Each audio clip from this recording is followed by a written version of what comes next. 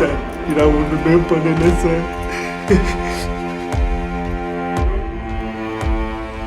Sir, sorry to say this.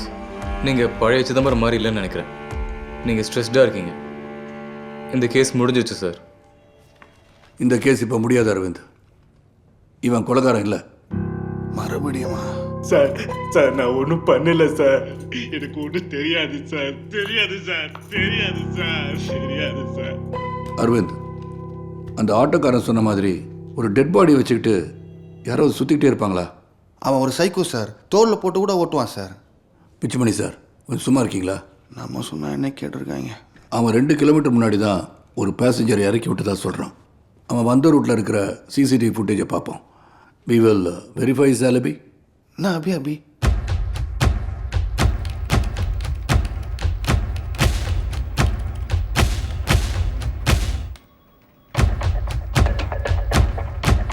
அந்த over bridge ஏரியாவில் 12:30 மணிக்கு மேலே ரிவர்ஸ் எடுங்க.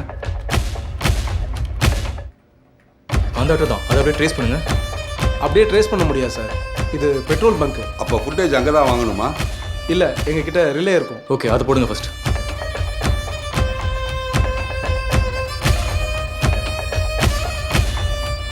பின்னாடி டெட் பாடியை வச்சுட்டு எதுக்கு பெட்ரோல் போட போகணும்?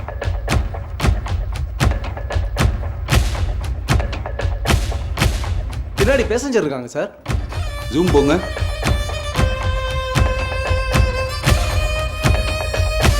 இன்னும் கொஞ்சம் ஜூம் போங்க. அப்படியெல்லாம் போக முடியாது சார். அந்த ஆட்டோவில் ஒரு லேடி உட்காந்துருக்காங்க. அப்படியே ஃபார்வர்ட் பண்ணுங்க. ஸோ லேடியை ட்ராப் பண்ண அப்புறம் தான் டெட் பாடி அவன் ஆட்டோக்கு வந்திருக்கு.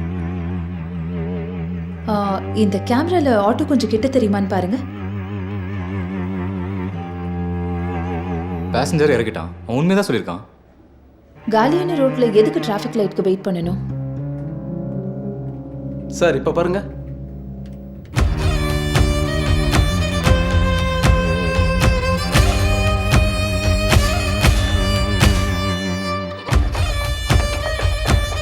டேய், நீ சிக்னலில் நிற்கும் போது கலர் கலராக போக விட்டு ஒரு ட்ரக் உன் ஆட்டோ பக்கத்தில் வந்து நினைச்சல சார், ஆமாம் சார்.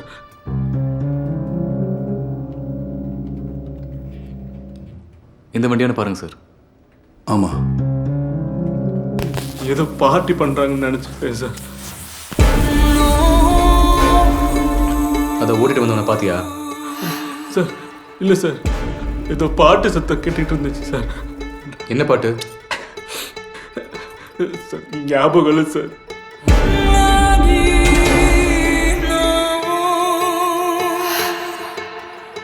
சார், அவன் நம்மளை பார்த்து கை காட்டுறான் சார். சார், அவன் கை காட்டல, விரல காட்டுறான். அவன்தான். இங்கே தான் பாடியை மாற்றிருக்கணும். ஆமாம் சார், நானே வருவேன்னு சொல்லி ஏதோ பேய்ப்பட பாட்டு சார்.